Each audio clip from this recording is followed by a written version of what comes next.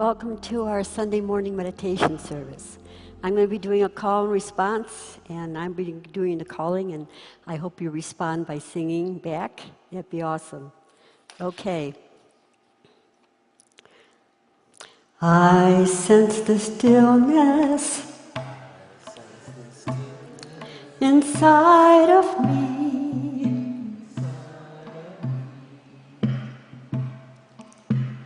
Be still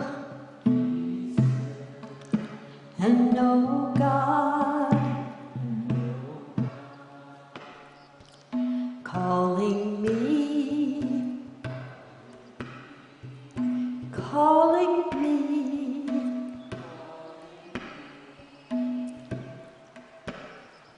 A voice trying to guide me.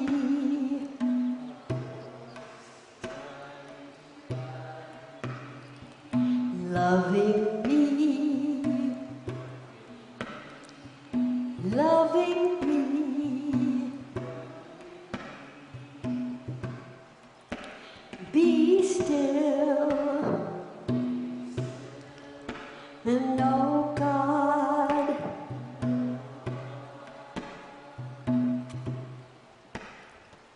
I feel the presence within me.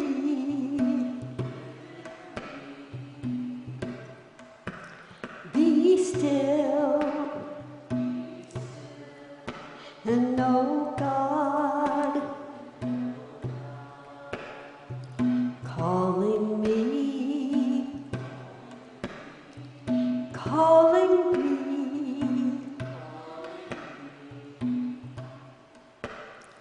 I serve the force that begins me.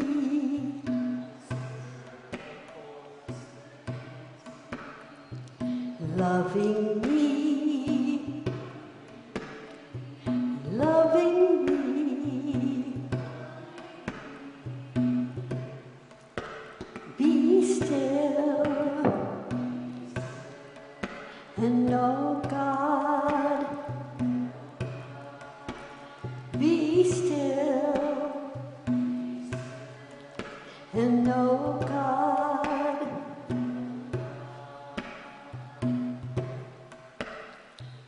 I join the oneness around me.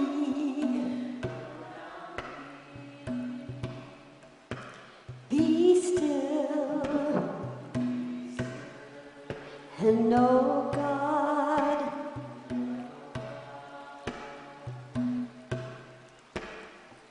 Calling me, calling me.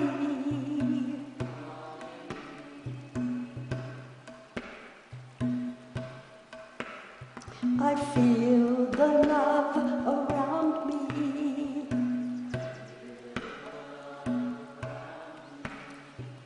Loving me, loving me.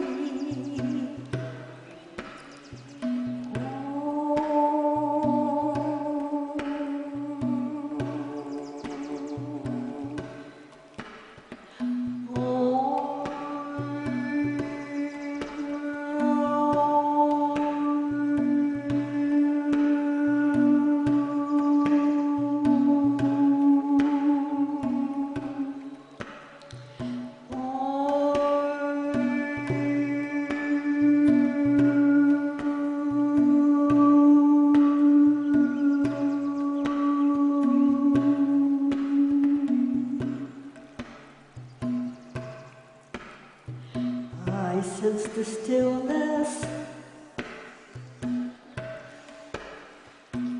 inside of me.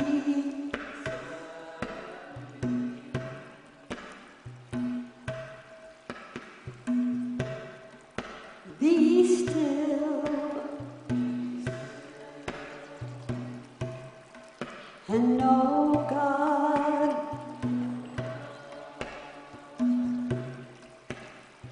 Calling me, calling me.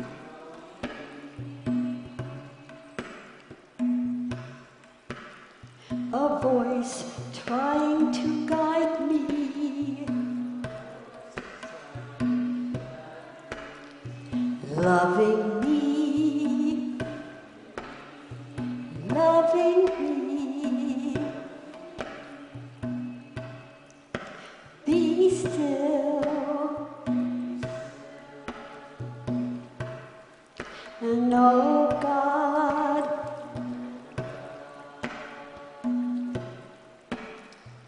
I feel the presence within me, loving me,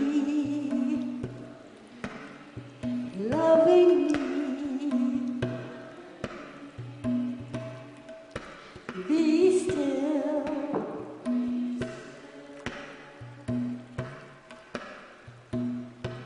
and know God.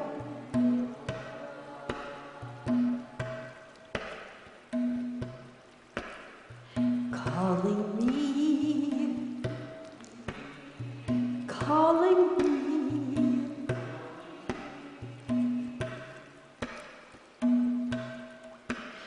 I serve the force that begins me,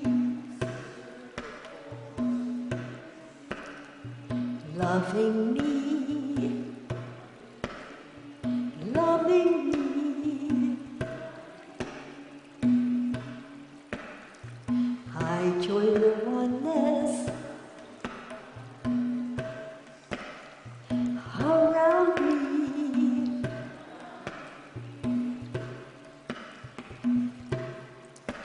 Be still and know God.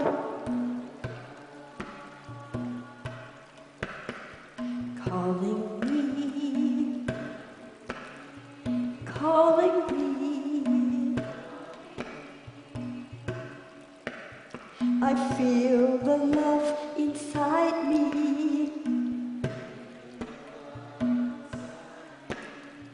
loving me, loving me. Be still and know God. Calling me, calling me. Be still and know God. Be still and know God. Be still and know God.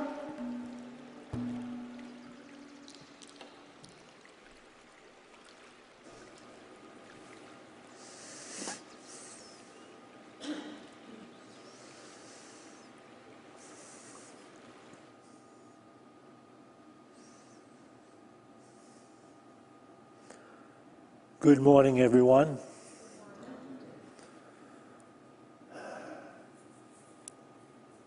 Many years ago, when I was an aspiring writer in New York City, I worked as a waiter at Carnegie Hall's cocktail sandwich lounge.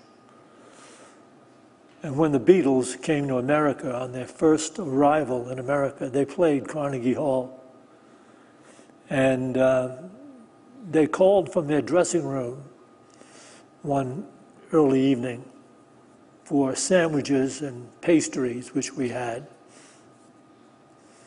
And so we made up a tray. There was a tray made up, and I took that tray back to their dressing room. And there were a couple of other people there, and I handed them the tray of food, And I hung loose because I really was supposed to get paid for them. There was a slip on the tray with the amount of money due. They just ignored it, and the manager and whoever else was there ignored it. And I hung for a moment, and then I left. Well, it wasn't just that the food wasn't paid for, I wasn't tipped. And I've been after them for years with my attorney.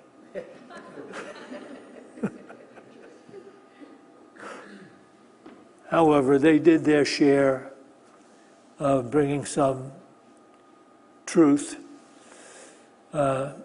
into our consciousness. A number of their songs have, lyrics that portend or give, credence to the truth. And here's one of them is, Let It Be, was one of those songs. Can I just have the first verse of that on the PowerPoint, please? Let it be, let it be, let it be, let it be. Whisper words of wisdom, let it be. And when the broken-hearted people living in the world agree, there will be an answer, let it be. For though they may be parted, there is still a chance that they will see. There will be an answer, let it be, let it be. There will be an answer, let it be. That is a profound idea that is not something really understood by many people, even on the people focused on the spiritual path. And we don't have an understanding of that letting it be, because we do not understand how the mind operates. Because if we have troubles in our experience, and we are always attempting to eliminate them, and we're thinking that we can finally find some way to cure or eliminate any particular trouble or thing that's in our life, and we go at it, mentally, almost forcefully, without realizing that we are giving life to the problem by resistance. I know this is a hard pill to swallow, but we are giving life to the difficulties by our resistance. It's one of the reasons why in the scripture you have resist not evil, because in resisting it, you are acknowledging it. This is difficult on many different levels, but there's a level of awakening in which we recognize that true prayer is a transcendent awareness of life being the will of God. And even when we do things, we pray and we take actions to alleviate difficulties, challenges, and things like that. And then when it does occur, it occurs not because of something we personally did. We may have been guided to do something that was personally effective, but there'll be many people that have done the same thing and the effect never occurred to heal the problem. Now, I'm sharing with you a hard truth, so you don't have to try to hang on to it and get all scrambled in your mind about it.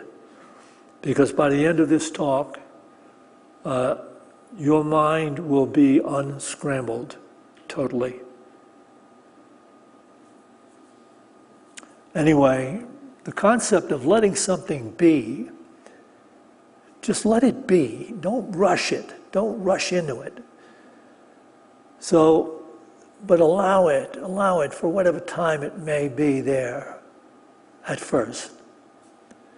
Eckhart Tolle, the master Eckhart Tolle, would totally agree with that idea. And so let's take a look at this particular PowerPoint from Eckhart Tolle's book, Stillness Speaks, on page 40, paragraph 1. When you make friends with the present moment, you feel at home no matter where you are. When you don't feel at home in the now, no matter where you go, you will carry unease with you. Whenever you deeply accept this moment as it is, no matter what the circumstances, you are still. You are at peace.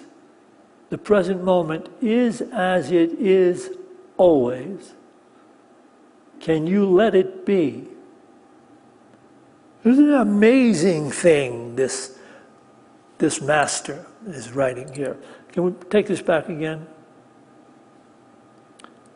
When you make friends with the present moment. Now, if what I said at first was difficult, can you imagine? I mean, for most people who are really trying to find their way on the spiritual journey, picking up the ideals presented by Tolle are near impossible for them because they're not willing to give it a powerful, faith-filled acceptance. When you make friends with the present moment, you feel at home, no matter where you are. When you don't feel at home in the now, no matter where you go, you will carry unease with you. Whenever you deeply accept this moment as it is, no matter what the circumstances, you are still. You are at peace. The present moment is as it is always and cannot be otherwise. He says this in another place that's exactly like that. The present moment is as it is and cannot be otherwise. If you are seriously involved in seeking the truth that is being shared, and you get inside what is being said with that kind of thought, it is as it is and it cannot be otherwise. What does that say? What is that revealing to us humans? If the now can only be what it is and cannot be otherwise, what does it say?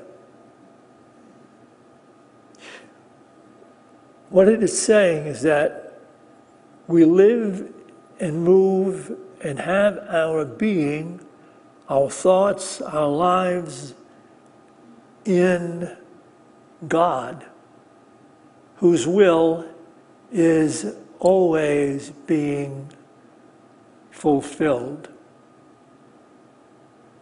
So that our calling in that respect should be to not struggle against what is, but to let it be, is to have a peace that surpasses the understanding of the world. And those who are still operating from that worldly thinking find this kind of truth foolhardy. It's off the charts, foolhardy. But these masters are not speaking just to hear themselves talk. They are speaking because they are obligated to creation, to share a truth that is another stage, the higher stage and the final stage of human experience. And therefore, Tolle, like so many others, is calling us to be aware that this struggle we have within against certain circumstances is counterintuitive and superfluous. We have to get to a place where we are flowing with conditions, even though it's not that we're not doing something or taking action that would be beneficial, but that action that would be beneficial is flowing from the consciousness of the circumstances in God also. God is flowing through you and with you as you, along with the circumstances that we quite too often define as being apart from me, separate from my awareness. That's not true, but it appears to be true because it has been the practice of the consciousness of the world to operate in the illusion of separation, which establishes the idea that I'm a separate, self-motivated being. And then, of course, as we operate in that awareness, the whole element of failure and guilt and struggle and conflict arises, because there is this supposition that since I'm a self-motivated thinking human being, I should be able to figure out what is required of me to do well in life and to get over life's hurdles, problems, and difficulties. But that's never going to happen from that perspective in consciousness. There will be a time when, if you really do pursue the truth, you will surrender the illusion of separation, the ego-centered idea that I can, I will, I have all I need to get control over conditions, circumstances, and people. And so that perception, let's step into it. That perception of separation persists over the truth. But it doesn't change anything. You see, the truth doesn't need belief. It is what it is. It will always be what it is. It will never change. Illusions require belief. And if we withdraw belief in illusions, they disappear. And we come closer and closer to recognizing the essential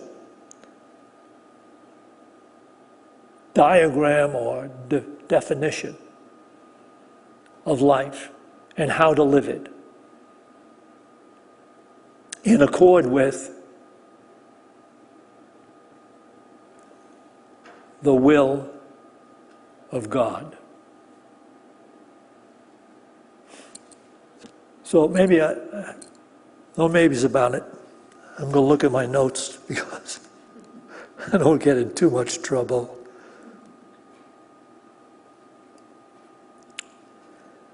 As it is, most people in our ego-centered, fast-paced society disregard such wisdom as being spoken of by Eckhart Tolle and the other masters.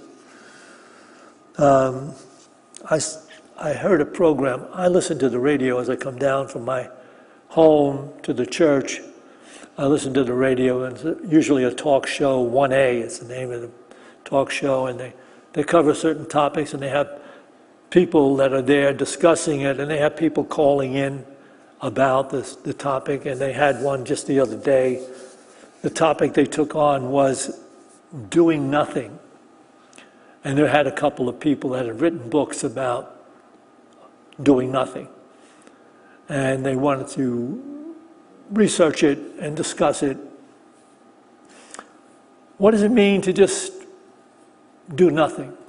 And they're talking about people should take a time out from doing and all the thinking that we involved in our lives, always trying to accomplish something, get something done, figure something out. Instead of doing that, just let go and do nothing.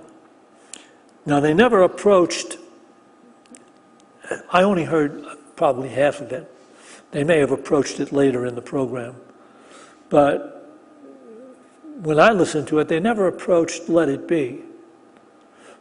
They never approached the benefits of meditation. If you're doing nothing and you're discussing doing nothing, and I listened to it for 20 minutes, and they were going all around, beating around the bush about doing nothing, and the research shows that if you take a time out and do nothing, it rests the brain. And then he went on to say yes, because it helps you to solve problems. Your brain is clearer and more capable if it takes a rest every now and then from doing something or thinking your way through something. But as far as I knew, they never brought up the benefits of meditation or the idea of letting it be, life be what it is. Because it cannot be otherwise. No matter how any particular person wants it so, plans it so, demands it so, it will be just what is before your eyes. Why is that? Because circumstances do not arise separate and apart from us. Circumstances arise with our awareness of them. The idea that they arise separate and apart from us is the limited thinking of the world. But if we come to the understanding that everything you look upon and everything you see is still part of you, is one with you. It's one with your awareness. Now you may take, you may take a certain attitude about it. In other words, yes, there'll be circumstances you don't appreciate, you don't like, that you normally would resist. But if you get to the place where you understand how painful it is to resist that which is and cannot be otherwise, you're moving toward the enlightened awareness of the masters. So if you're still operating from the idea that these circumstances shouldn't be happening, why are they happening? Why do they always happen to me? Why is this going on this way and that way? And it shouldn't be this way. And if you're still operating from that, you're only creating useless, unnecessary suffering. There is suffering in the world. Things happen that are difficult and hard to take and hard to be part of. But to be in resistance to conditions and circumstances that don't agree with or go along with your perception is simply an unenlightened way to be alive. So, A Course in Miracles will speak to us. Where does this book come from? Who sits down and writes something like this for 7 years and says this. Can we have this next PowerPoint? You can read this on page 122, paragraph 2. You have the new edition, most of you, so it's on page 132.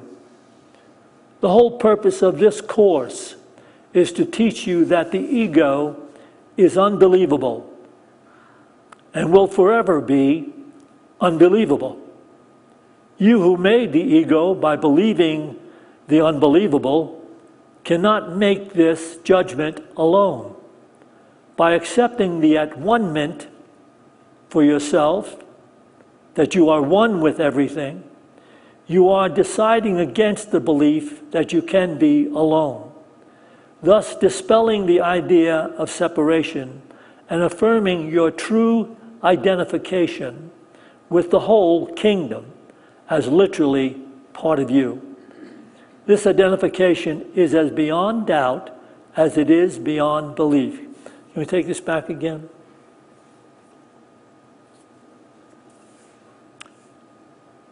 The whole purpose of this course is to teach you that the ego is unbelievable and will forever be unbelievable.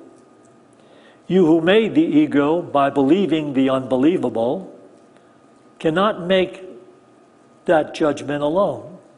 By accepting the at-one-ment for yourself, you are deciding against the belief that you can be alone, thus dispelling the idea of separation and affirming your true identification with the whole kingdom as literally part of you.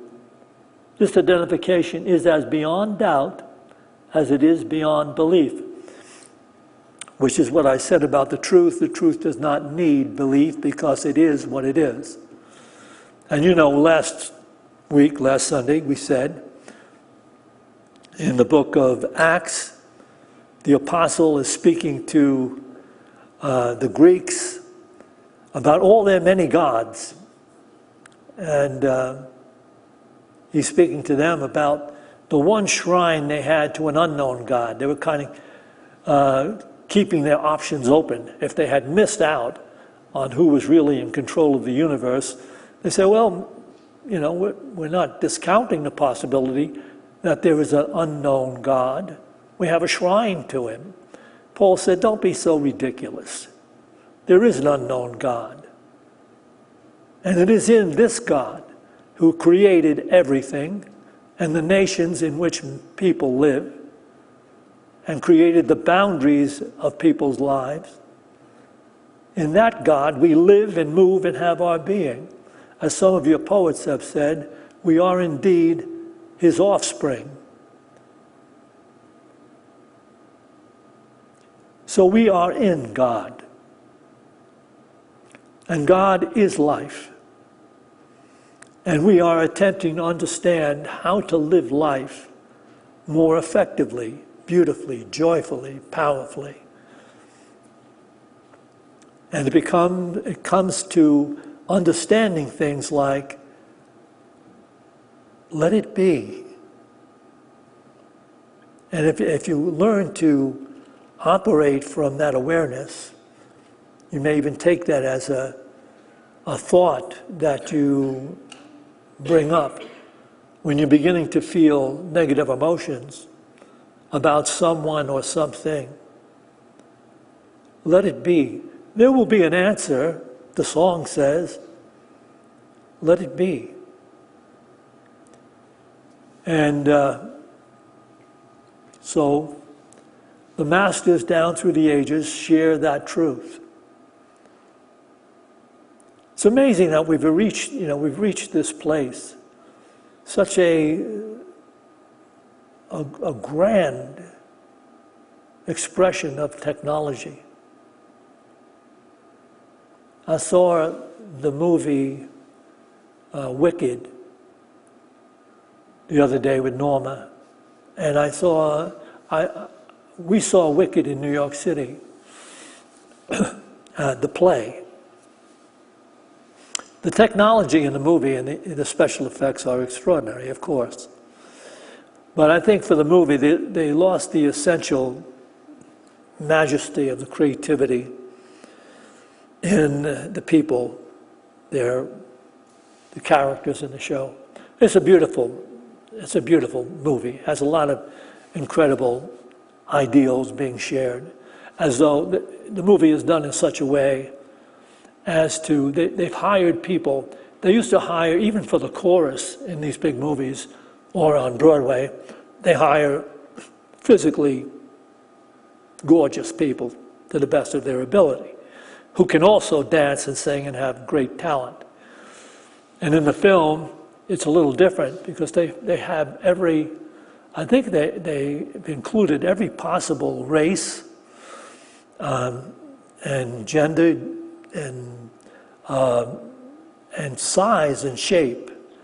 Not just very shapely girls or handsome guys and stuff like that, but it was a real big mix because they're making a point about our perception in our world, how we hold negative, limited, prejudicial ideas about those people who seem to be different from us. They appear different. And so they're making a beautiful point in it all.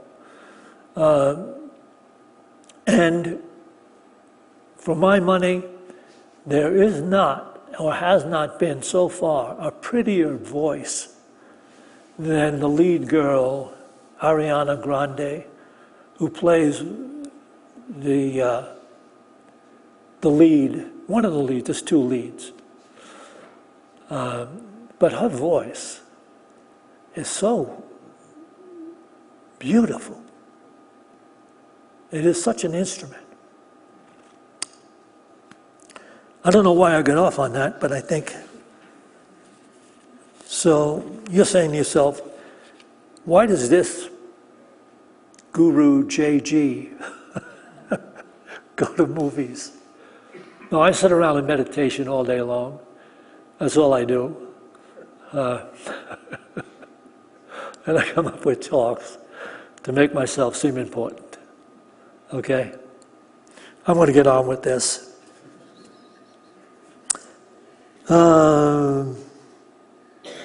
So, because when I say to you that down through the ages, the masters have all come to the same reality, because at some point we take the task, we find out that our own consciousness is complicit in the way we feel about life. It's not things outside of us causing us to feel good or feel bad or feel lonely or feel lost. That's not it. We take the task of our own consciousness and say, how complicit am I in feeling sad or feeling bad or feeling guilty? And then you find out you're all complicit, totally complicit. Because you could flow with circumstances from a higher level of awareness. When you know there is only God. So here's the master Lao Tzu this is from his Tao Te Ching. Every being in the universe is an expression of the Tao, and that could be interpreted the one intelligence, creative intelligence of life. It is an expression of the creative intelligence of life. It springs into existence unconscious, perfect, free, takes on a physical body, lets circumstances complete it.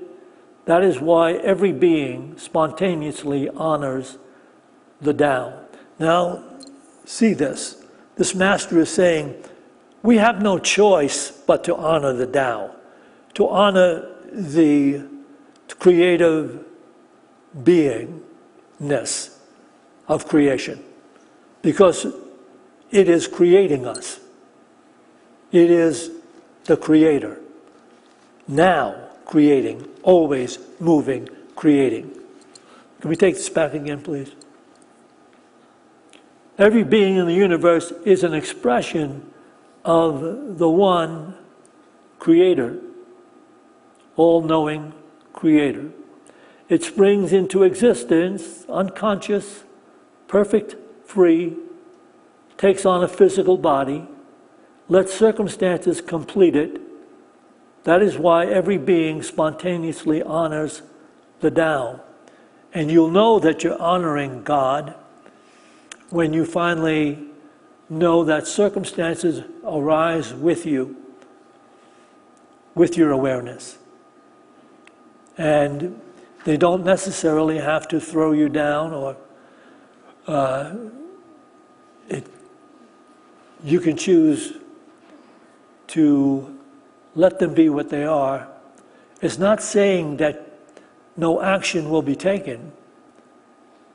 Just thoughts of resistance and negative thoughts against the conditions and circumstances only create more useless suffering.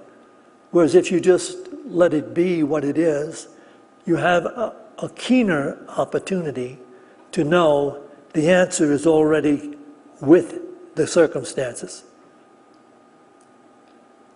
The solution is already with the circumstances. Your resistance counts as naught, nothing regarding them, because they cannot be otherwise. Why can't they be otherwise? Because you don't take anything else away from this talk. You can take this with you. Because only God's will is done.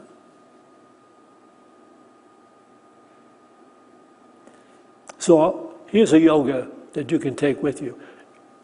When I say only God's will is done, you have to ask yourself, what is the purpose of God's will?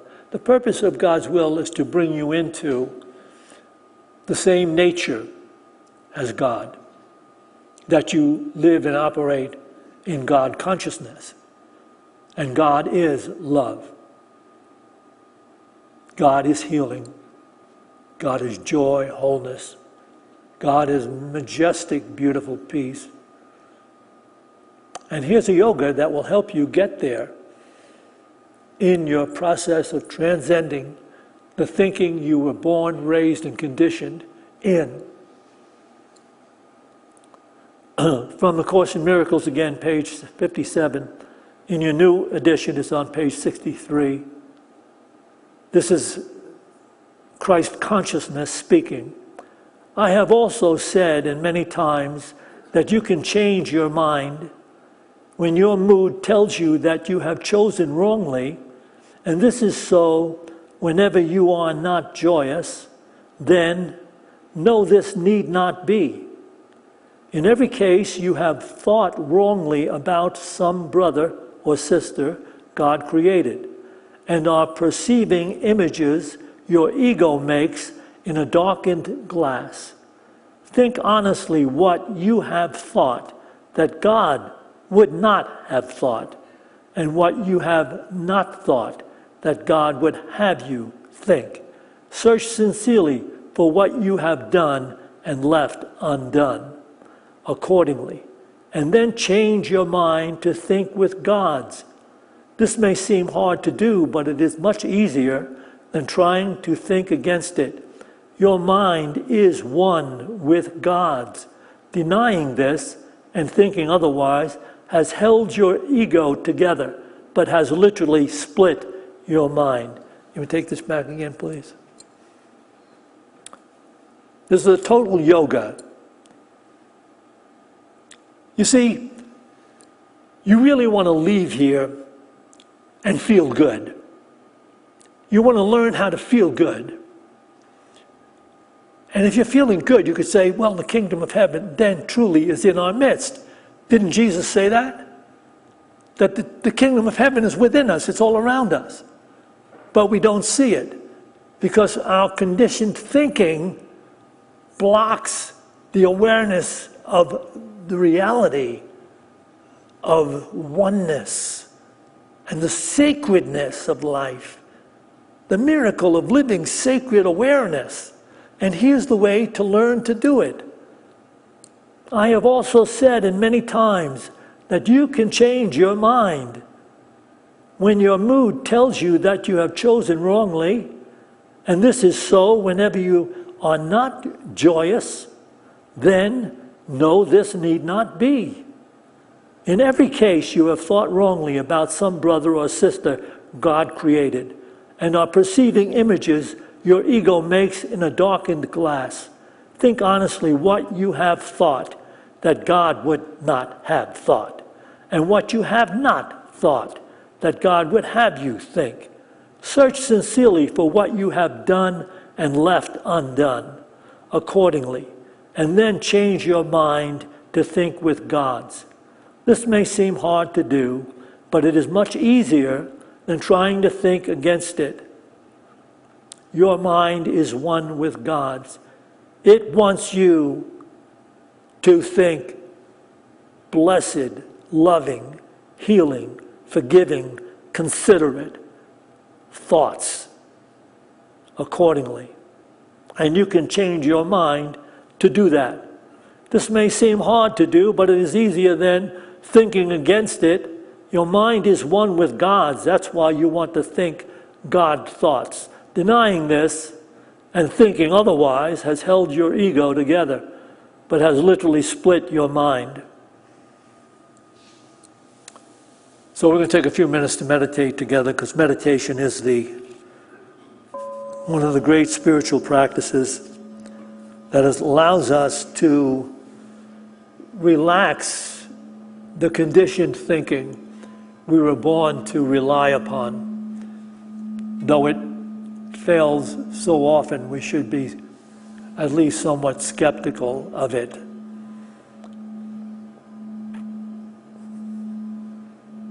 Take a couple of deep breaths. As you release the breath, release any particular cares or concerns you may have brought with you. You can just let them go. You can let them be for now. And perhaps the answer will come before you reach the door on your way out. But just now, be willing to be present, okay with not accomplishing anything but sitting still and breathing.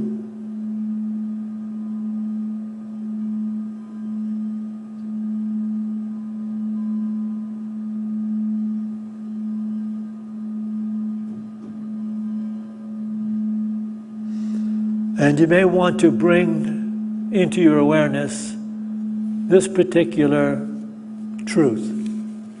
Gently focus your awareness on this truth, and if other thoughts come in or interrupt, it's okay. Don't fight with it. When you become aware that you're not into this truth, return your mind to it.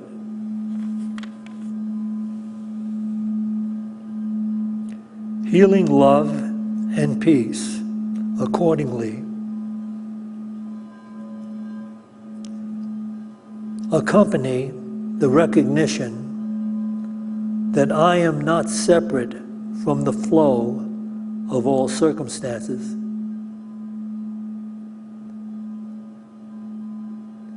Healing love and peace accompany the recognition that I am not separate from the flow of all circumstances.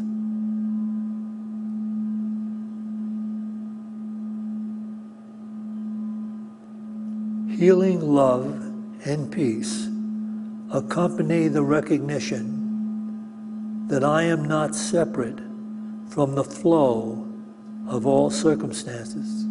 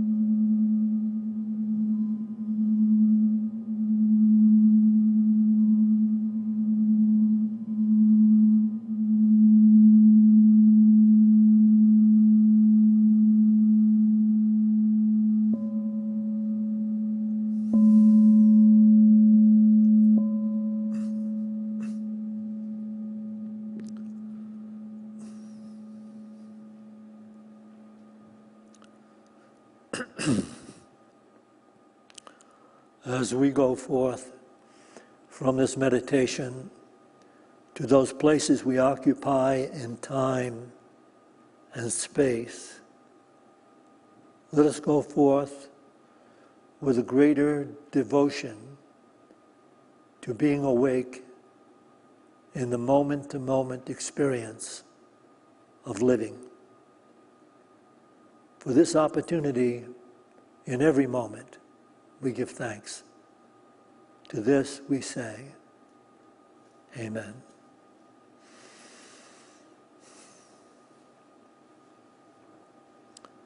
We will take an offering for unity now. Again, those of you that are watching this live stream, you can scroll down to where it says donate, or on our website, go to the top right-hand corner. Or in any manner, this way, you can tithe to Unity of Boulder and make yourself a part of the creative intelligence that is being expressed in unity.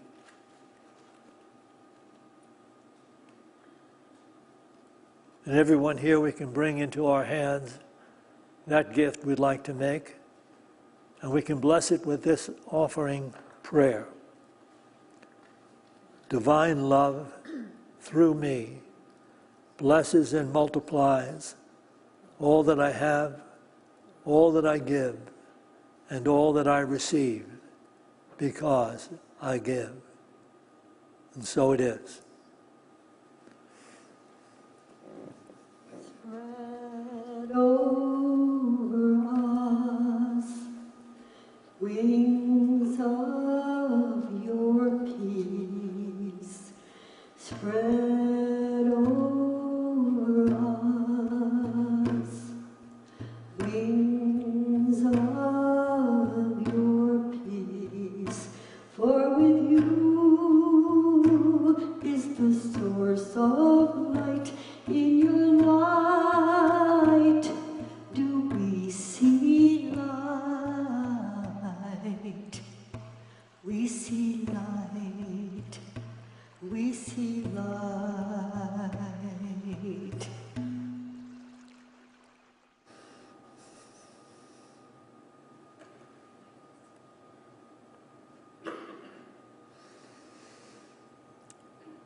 Join me now, please.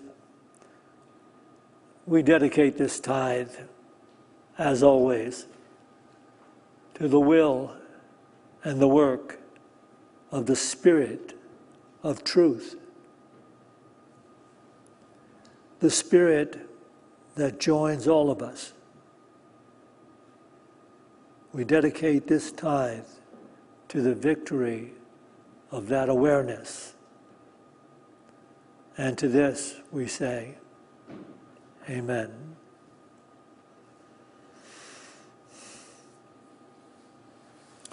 We will have our usual discussion group in Fellowship Hall. There's refreshments over there. You can go in there, have some refreshments. And if you decide, you can stick around for the second service so we can have our discussion group. And we'll discuss anything you want about this talk or unity in general. Or you may want to hang out and go to the 11 o'clock service. Santisha was not in the pulpit last week, and whenever that's the case, she usually gives a talk that just opens people's hearts. So you may want to catch that talk. And is there anything else? That's it. Stick around till 11 o'clock. Have a good day.